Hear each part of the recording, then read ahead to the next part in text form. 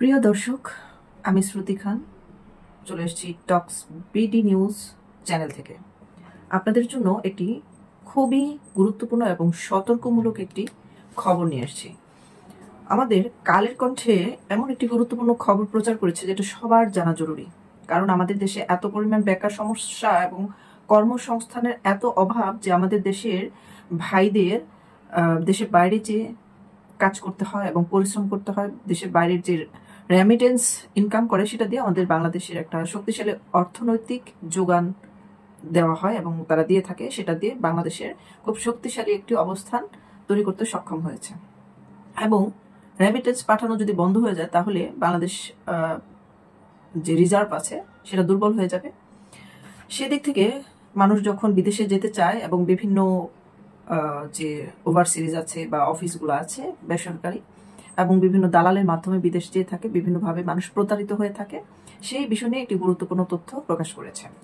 দেখেন, মানব পাচারের চক্রে জড়িয়ে সর্বস্ব খোয়াচ্ছেন তরুণরা, মানে যে উঠতি বয়সে তরুণরা কর্মজীবনে যেতে চাচ্ছে কিন্তু কোনো কাজ না পেয়ে হতাশাগ্রস্ত হয়ে চিন্তা করে যে না, দেশে আর কিছু হবে না, বিদেশেই চলে যাব। মানে ওইখানে গিয়ে কি করে, সবচেয়ে পরিশ্রমের কাজগুলি কিন্তু করে থাকে। দেখেন, শত উদ্যোগেও থামছে না মানব পাচার। মিথ্যা প্রলোভন দিয়ে উন্নত জীবনের স্বপ্ন দেখে সহজ সরল বেকার তরুণদের লক্ষ্য করে একটি চক্র হাতিয়ে নিচ্ছে বিপুল অঙ্কের টাকা। দালালদের দিয়ে নিঃস্ব হয়ে যাচ্ছে একটি জনগোষ্ঠী। না ইউরোপ, না স্বপ্নের দেশ, না আমেরিকা, অবশেষে রাস্তার ভিখারিতে পরিণত হচ্ছেন দালাল চক্রের ফাঁদে পা দেয়া হতভাগ্য এই তরুণরা। বৃদ্ধ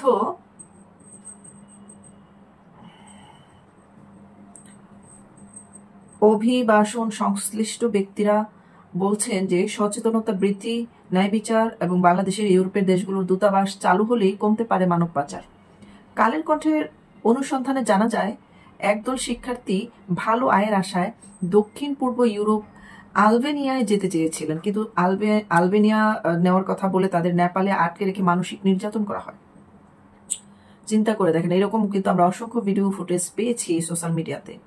সৌদি থেকে আবার অন্য কোনো দেশে, বিভিন্ন মিডল ইস্ট কান্ট্রিতে কিন্তু যারা বৈধভাবেও যাচ্ছে তাদেরকেও কিন্তু কিডন্যাপ করে আমাদেরই দেশের লোক বা বাইরের অন্য কোনো দেশের লোক, এরা কিন্তু কিডন্যাপ করে নিয়ে যাচ্ছে এবং পরিবারের কাছে নির্যাতনের ভিডিও পাঠাচ্ছে এবং পরবর্তী সময় দেখা যায় যে টাকা পয়সা দিতে না পারলে তাকে মেরে ফেলা হচ্ছে বা লাশ খুঁজে পাচ্ছে না, বা এত পরিমাণ টর্চার করে যে সে টর্চারেই মারা যায়।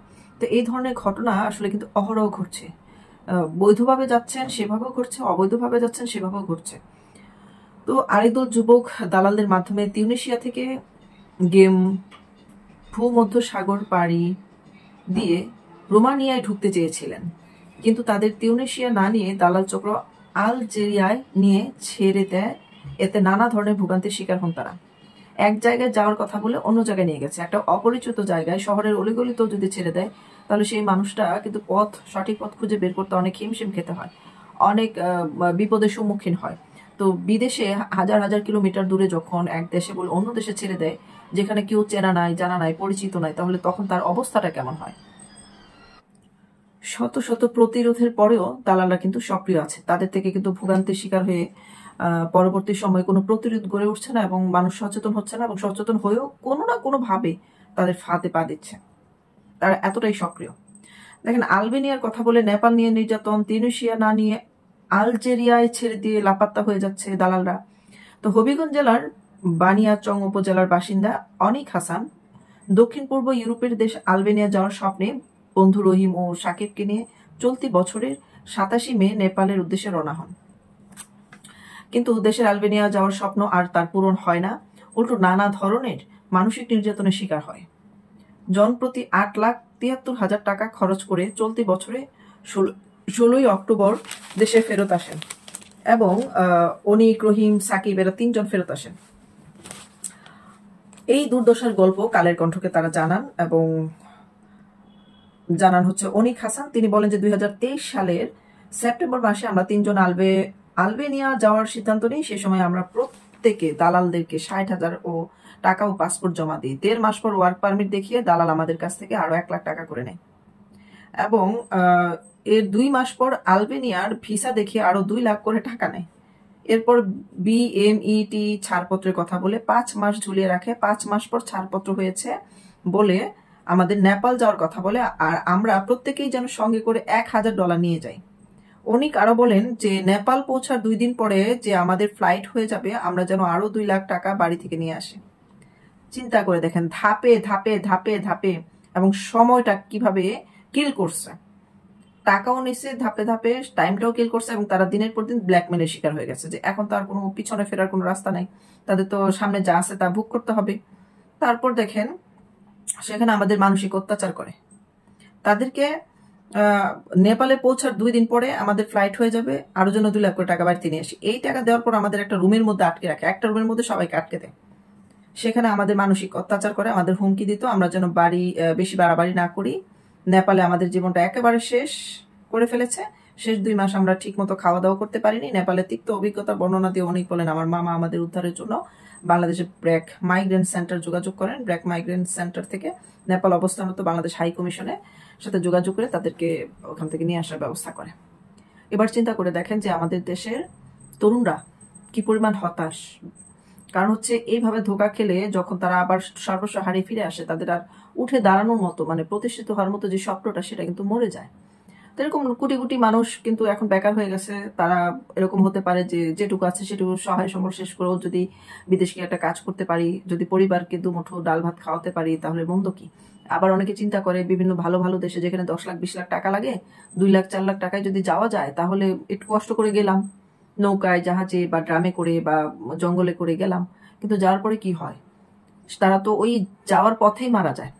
তার ওই পর্যন্ত গন্তব্যে পৌঁছাতে পারে না, এবং পৌঁছাতে পারার পরে ওয়ার্ক পারমিট থাকে না, লিগাল পেপারস ডকুমেন্টস থাকে না। তখন দেখা যায় যে তাদের ভিক্ষাও দেয় না কেউ, যদি দয়া করে কেউ দেয়, ভিক্ষাও পায় না, এবং তাদের বেঁচে থাকা করুণ নির্দয় মানে পরিস্থিতি হয়ে যায়।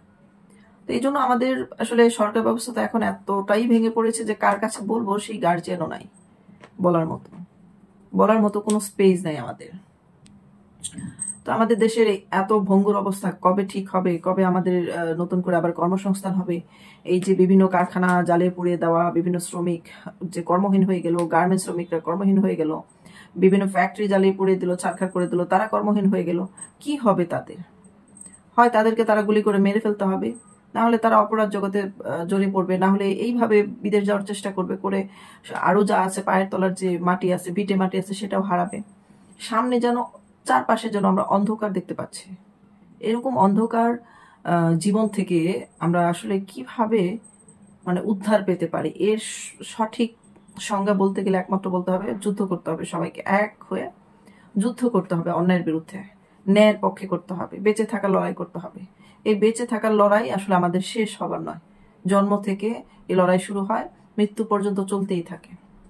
তো আশা করি এই সচেতনমূলক খবরটি আপনাদের আসলে কাজে লাগবে, এবং যারা আপনাদের পরিবারে আছে, যারা দেশের বাইরে যেতে চায় এবং বিভিন্ন দালালের মাধ্যমে পড়ে, এভাবে কখনোই যাওয়ার চেষ্টা করবে না। যদি দেখেন যে সরকারি কোনো সার্কুলার আসছে বা অথেন্টিক তাদের অফিস আছে, বা গ্রামে যারা দালালি করে তারা কিন্তু ডুপ্লিকেট পেপারস বানিয়ে তারপর মানুষকে বিদেশ নেওয়ার প্রলোভন দেখায়, এবং হুবহু কপি করে কাগজ করে অন্য কারো একটা ভিসার কপি নিয়ে সেটাকে টাইপ করে কম্পিউটার দিয়ে বানিয়ে নেয়। তারপরে হচ্ছে গলা মানে ছবি বদলে দেয়, এটাকে বলে যে গলা কাটা ভিসা। এভাবে আসলে কারো মাধ্যম মানে হাতের মাধ্যমে যাবেন না। খুব পরিচিত ফ্যামিলি লোক হলো দেখা যায় তারাও কিন্তু প্রতারণা করে, একদম কাছের মানুষও করে।